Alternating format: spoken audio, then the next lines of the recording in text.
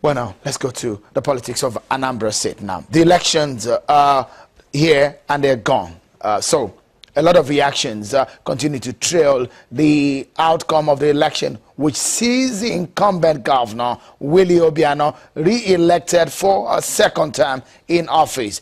And some of those who contested in the race are already reacting. Let's get to some of the reactions to the election. First is the reaction from the PDP candidate, Mr. Osaloka Obaze, who says that, and I quote, he said, "Before now, I've expressed concerns about the contradicting variables that led to the electoral outcome. In that context, INEC needs to undertake an introspective reappraisal of its in-house processes, more so those relating to its ICT operations. Beyond these remarks, I have closed the chapter on this particular election. We must now move on and return the task of promoting good governance and the well-being of Anambra people."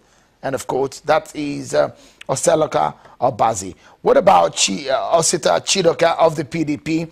He says, and I quote now, it says, "The election with all its evident flaws has come and gone, but now that we have engaged in the political process, we will remain engaged. We will retreat for now, but we should not surrender. We wish the governor-elect a successful tenure." The man that perhaps came very close to the governor in the race, the candidate of the All Progressives Congress, Tony Oyas, he took to Twitter and he did say that he will not be contesting the election in court.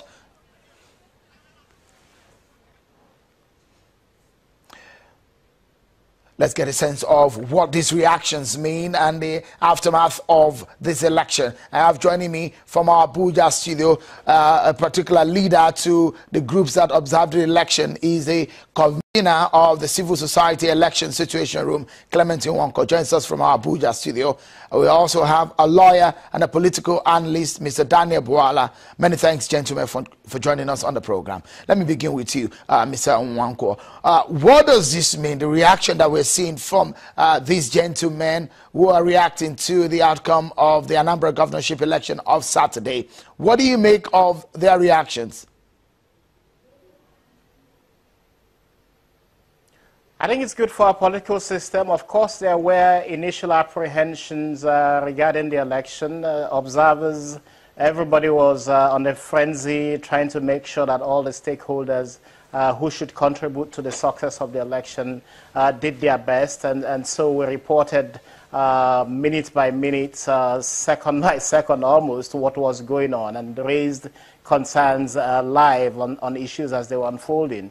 So I think that when you look at the elections overall, this is a huge, huge achievement for INEC in Anambra State, being able to conduct elections that, in spite of the hitches and glitches that we saw, turned out to be overall successful. And I think that the candidates accepting defeat indicates that they do accept that with regard to the process of the election, that things went very well. But of course, there were challenges with the election, and we have pointed out this, and one of it is really the unprecedented vote buy-in that took place in Anambra State by all the parties, not just one party.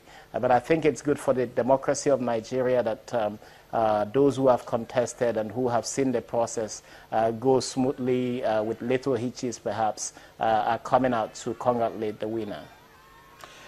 If you look at some of the flaws that as identified by some of the candidates, for Mr. Obaze of the PDP, he was talking about the issues of technology within the frames of the electoral umpire INEC and what it should be doing.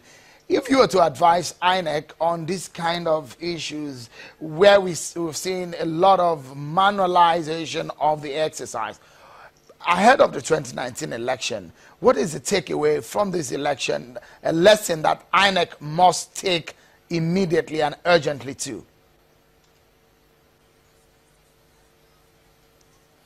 Well, I think, first of all, we've come a very long way. Secondly, I think that INEC needs to guide the integrity of the machines that they are using for elections. Certainly, some of the politicians may have had an interest in demobilizing some of the machines, but INEC, of course, has the backup, which is really to use the incident sheets to report some of these and note and allow for people to come out and vote. The glitches were coming from some of the card reader machines. Some of them were malfunctioning. Some may, in fact, have been demobilized by some of the agents of the candidates who wanted to see a particular scenario play out. But what is actually very, very commendable as well with elections is that the usual complaints about card readers, there was a complaint here, but also the voters register. There were very few complaints about the voters register in this particular election, and I think it means that we have come quite some way with the election process. I would ask you, because a lot of issues, and I was actually pointing out to the Electoral Act and perhaps the amendment to it before the 2019 election and how soon that will be done. The card reader is not law. It's just within the frames of the guidelines of INEC. But in terms of security, how would you assess the security and the agencies that worked on this election? How would you rate them? I think, again, there were some milestones. Very commendable, the role of the State Security Service. They were at the background. We had never seen this before, that there was no presence on the field that we can see security services, even though they were there. There were very little, in fact, there were no incidents involving the DSS, and we really commend this very much. With the police, there was a major concern at the beginning, especially when the aides and security for the governors and the candidates were removed, except, and when this happened, everybody became very worried about why this was going on. But the police immediately queued back into line when people reacted to this and denied, in fact, that they had ordered the removal of the aid to the governor.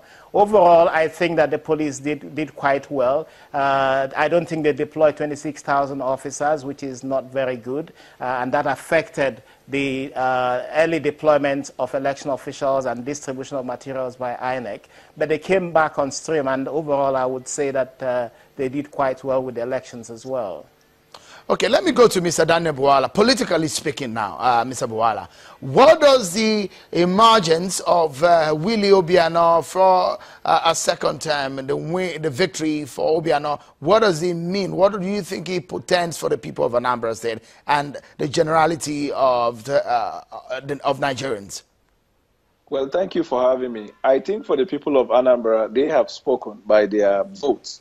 And what it means is that the people of Anambra are comfortable, at least, with what Willie Obiano has done, and they want to believe that continuity is going to be good in the overall interest of their states. Because in most cases, sometimes when politicians are in power for the first time, they initiate reforms, they initiate programs that sometimes, if not given the second opportunity, it is difficult for them to be able to have it concluded, except where, for example, the state feels that the person has so underperformed that there is not necessarily there's no time for him to be given the opportunity.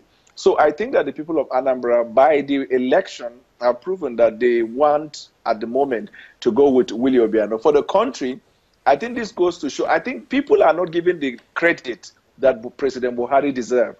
Because if it were in order, probably in the past administration and in the past, this election would not have gone this way. You would have heard certain influences from the center, powers of the police, and all of that. But this was adjudged to be the freest and fair election, and the president has so far shown that he is interested in free and fair election, not particularly trying to usurp the powers of the center in that state. So overall, I think it is good at the moment. And I'm also excited, to be honest, and grateful to the other candidates in the election in Anambra who have so far expressed their appreciation and congratulations to the governor. All right, we take a breather, but when we come back, my two guests, Mr. Clement Nwanko and Mr. Daniel Bwala, are still with me, and we look into some other areas that may interest you about this election and what it portends for Ekiti, Osun, and the 2019 elections. Stay with us, everyone.